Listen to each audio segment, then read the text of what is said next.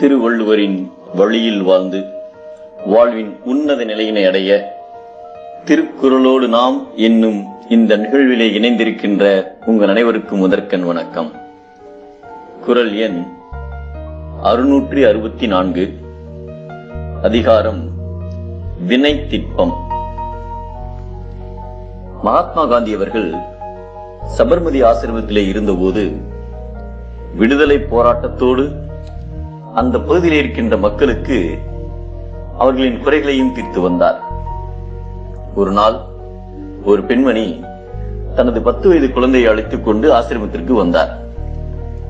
அவர் மகாத்மா காந்தியிடம், எனது பையன் நிறைய இனிப்பு பண்டங்களை சாப்பிடுகிறான், எப்படியாவது இனிப்பு பண்டங்களை குறைத்து சாப்பிடுவதற்கு அவனுக்கு அறிவுரை கூறுங்கள் என்றார்.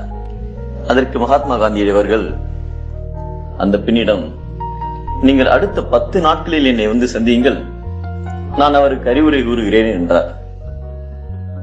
நாம் அறிவுரைதானே கூறச் சொன்னோம்? உலகத்திலேயே மிக எளிதானது பிறருக்கு அறிவுரை கூறுவதுதான். நாம் சொன்னால்தான் குழந்தைகள் கேட்பதில்லை. மகாத்மா காந்தி போன்ற பெரியவர்கள் சொன்னால்தான் கேட்பார்கள் என்றுதானே குழந்தை அழைத்து வந்தேன். இதற்கு ஏன் மகாத்மா காந்தி அவர்கள் 10 நாட்கள் எடுத்துக் கொள்கிறார் என்று யோசித்துக் கொண்டே அந்த பெண்மணி சென்று விட்டார். 10 நாட்கள் கழிந்தது. மீண்டும் அந்த பெண்மணி மகாத்மா காந்தியடிகளை சந்திக்கிறார். அவர்களை பார்த்ததும் அச்சிறுவனை அருகில் அழைத்து, குழந்தாய், இனிப்புகளை அதிகம் சாப்பிடக்கூடாது, அது உடல் நலத்திற்கு நல்லதல்ல. உனக்கு எவ்வளவு இனிப்பு தேவை என்பது உனது அம்மாவிற்கு தெரியும். அவர் கொடுக்கின்ற அளவு மட்டும் இனிப்புகளை சாப்பிட்டுக் கொள் என்று சொன்னார். அந்த பெண் மகிழ்ச்சியோடு ஆச்சரியமாய், ஏன் இதை தாங்கள் அன்று வந்த பொழுதே சொல்லவில்லை என்று கேட்டார்.